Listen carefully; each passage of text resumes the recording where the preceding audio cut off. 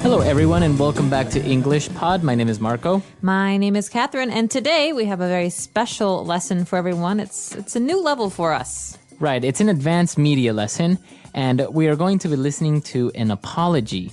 Well, it's an apology letter, but we're going to actually have someone talk it out. Right, so what's happening here is someone is reading a letter they've written, and they're trying to apologize for something, and we don't really know what this something is, but I want everyone to really listen here to the words that are being used and to the ways in which we can say sorry, because as they say, there are 1,000 ways to say I'm sorry.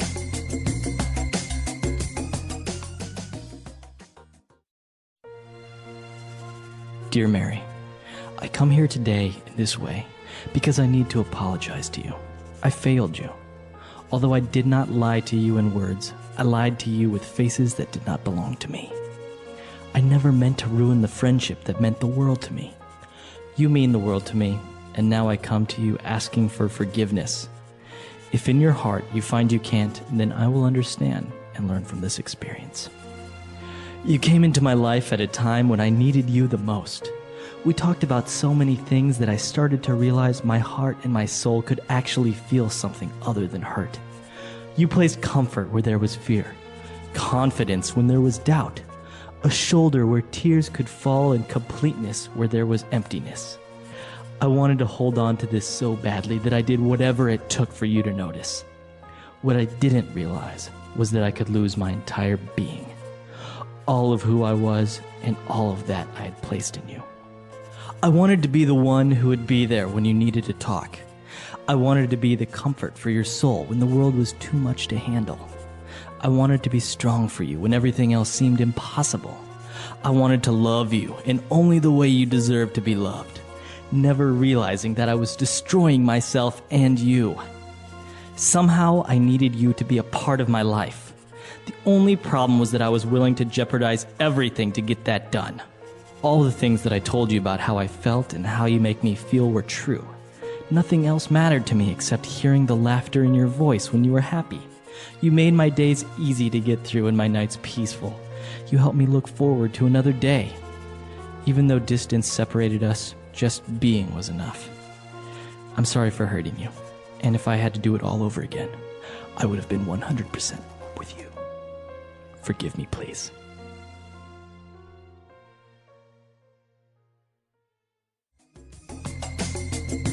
All right, we're back. So the guy seemed to be pretty sad.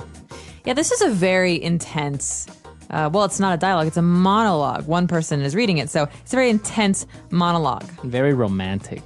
Yeah, romantic, but also an air of melancholy. Yeah, that's true. He's kind of like apologizing and at the same time expressing love and all these feelings. So it was very interesting, but why don't we take a look at a couple of phrases. Now, in advanced media, we're not going to analyze the entire dialogue or, as we do in the other levels, actually pick out items for language takeaway or fluency builder. So in advanced media, we're only going to pick out a couple of words and phrases and just talk about it and talk about the topic in general. Exactly. And so one of the first phrases that we decided to talk about here is this phrase, I failed you, because this is really the theme of the letter. Right. So if you fail someone, it means that you let that person down. Okay, so you fail someone, I failed you, or you can say, he failed me. So when I really needed that person the most, that person didn't come through or let me down or failed me. All right, so let's give an example maybe. I needed my brother to pick me up because I don't have a car.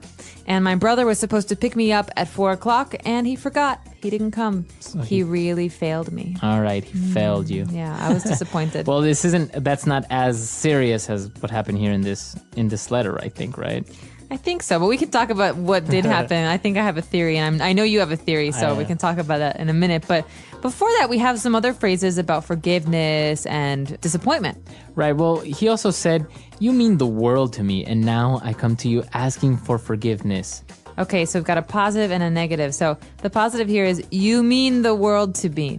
You mean the world to me. Mm-hmm. This means you are so important to me. You're one of the most important people in my life. You're worth the entire world, in my opinion. Yeah, it's a very poetic way of saying you're very important. Yeah. And then he says, and now I come asking for your forgiveness. Okay, so this implies that he did something wrong. I come asking for forgiveness. So in English, we ask for forgiveness. You can also beg for forgiveness. Right. So please forgive me. But this You can't demand forgiveness, though. I demand you forgive. No, that doesn't quite work. All right. What else do we have?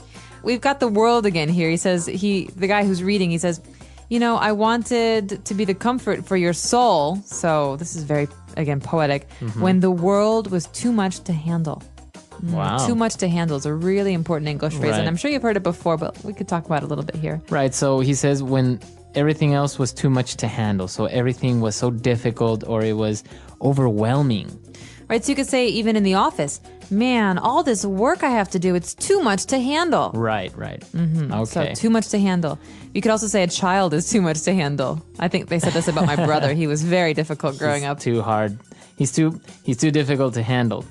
All right. Well, what about in the part where he says, you placed comfort where there was fear, confidence where there was doubt. So this structure is interesting because you placed something where there used to be something else. So you're replacing something, you're changing something for something else. It's an exchange. So you could say you placed comfort where there was fear, you placed Happiness where there was sadness. Where there was sadness. So it's always like kind of opposites, right? Exactly. Okay. Instead Light of, where there was dark. Right, exactly. So that's an interesting format of saying something. You did something where there used to be something else. All right. And what about this word to jeopardize? This is a good one. I always think of the TV game show Jeopardy, but that's a noun. This here is a verb, to jeopardize, and that means to put something in danger or to risk losing something. Okay, so to jeopardize your health if you're doing something dangerous. So smoking jeopardizes one's health. You're putting your health at risk. Or I don't want to jeopardize my savings by investing everything I have in stocks. That means I would prefer to do something safer. So you don't like to jeopardize your well-being. I like to play it safe, as we say. All right, very good. And last but not least, this almost the last phrase when he says, even though distance separated us, just being was enough. What does he mean when he says just being was enough? All right, this is very romantic, intensely romantic. He says, even though we were far apart, just being, so just existing, just breathing was enough. So just knowing that she's in the world was enough for him to feel happy. So that's what he means with just being was enough. Right, so being is existing. It's being alive. Okay, very good. I think we should listen to this apology letter one more time and we'll be back.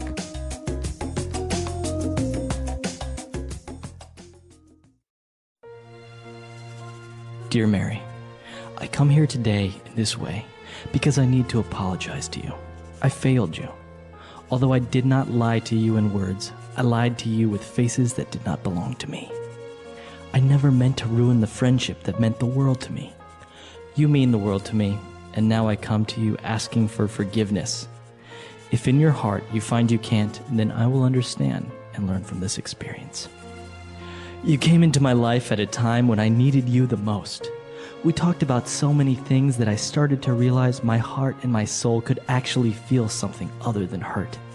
You placed comfort where there was fear, confidence when there was doubt, a shoulder where tears could fall and completeness where there was emptiness. I wanted to hold on to this so badly that I did whatever it took for you to notice. What I didn't realize was that I could lose my entire being, all of who I was and all of that I had placed in you. I wanted to be the one who would be there when you needed to talk. I wanted to be the comfort for your soul when the world was too much to handle.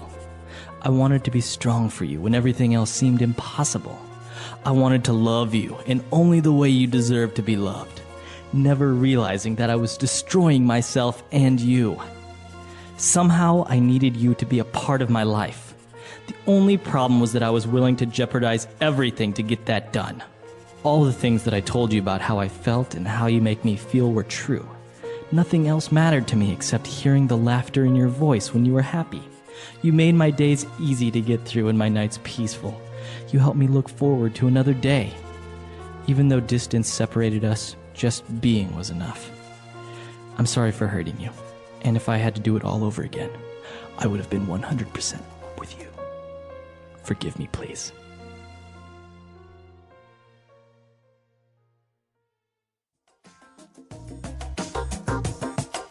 All right, so what do you think he did that he's apologizing in this way? Because I don't think they were a couple, right? Because he mentions friendship a couple of times.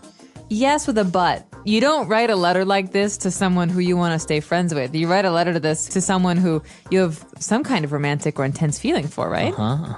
So to me, this seems like a letter that was written to someone who was a great friend, and he's afraid of losing that because he cares even more for her. Right. But yeah, I guess, but do you think he's confessing his love in a certain way here? I think in some ways he's confessing a love. You can love your friends, that's okay. But more than that, he's apologizing for something that he thinks has completely destroyed their friendship. And that is where I'm very confused because I have no idea what he did. Well, maybe he did something that let her down. Maybe he became jealous of her new boyfriend or something like that. Yeah, or maybe it's something catty, like he was supposed to do something with her and ended up doing something with other people and left her out or embarrassed her in front of people. It's hard to say. Have you ever written an apology letter? Yeah, I have.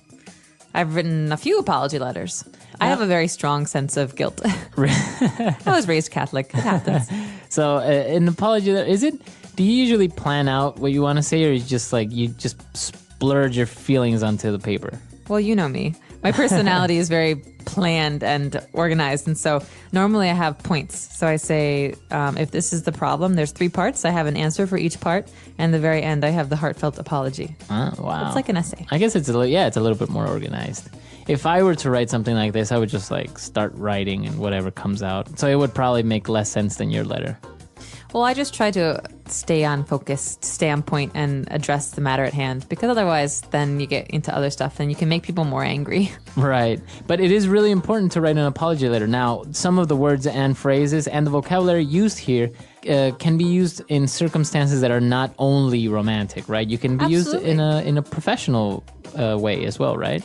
That's true. In a professional sense, you want to be careful not to get too personal. So in a professional sense, it's good to say that, you're sorry for any mix-ups or for misunderstandings, but in the future you will try to make things better, right, or improve. But in friendships and in families and in romantic relationships, apology letters are very, very important because I'm a big believer in mending bridges. I know a lot of people who we say in English, to burn a bridge, that means to destroy a relationship and never go back.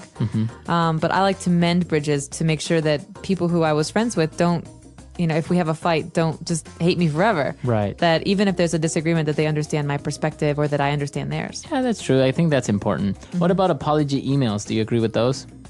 I think that they are a necessity of the 21st century. I mean, I live far away from most of my friends and family, and so it's important for me to be able to communicate in any way. But, and sometimes, I'm very shy with some people, so sometimes it's hard for me to talk on the phone because I get stuck and then I can't think of what I wanted to say. And so if a letter helps in that way to get you past your fear or your anxiety, then by all means, an email is just as much. I actually received a handwritten letter through an email. How did that happen? So the person... They scanned it. They scanned the letter. Oh, wow. So it was still it still had a very intimate and personal sense. But obviously, since the mail takes so long and everything, they just scanned it and then they sent it to my email. Well, that's nice. So I think that's a good idea. Maybe you could try that one. I'll try that one. I don't agree with the one-line email. I'm sorry, forgive me. Yeah, that's not good. As my parents always used to say when I was growing up and I'd get in fights with my little brother, the only apologies that we accept are the ones that are from the heart. Right. So I used to have to apologize again and again and again until you actually meant it. And so I think that this is a very true kind of idea that well, maybe not in business and work where you have to be cordial, but with friends and real relationships with people who you care about, obviously real apologies are very important. Of course. So this is an interesting topic, and we recommend that if you have any other questions or doubts, or maybe you want some other explanation for this letter, you can come to EnglishPod.com, leave it in the comments section, and we'll be there. So until next time. Bye.